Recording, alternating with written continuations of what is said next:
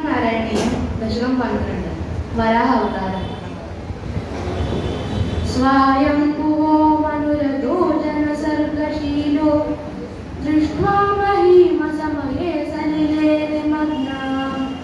सृष्टारमापशरणं भवदङ्घ्रिसेवा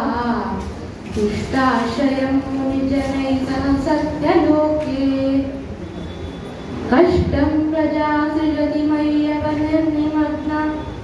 स्थानं सरोजभव कल्पय तत्प्रजानाम् इत्येवमेष कथितो मनुना स्वयम्भुः अम्भोरुहाक्षतवपादियुगं यजन्ति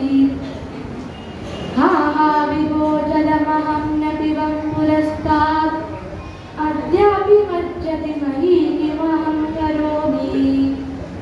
इत्थं त्वदङ्घ्रियुगलं शरणं यतोऽस्य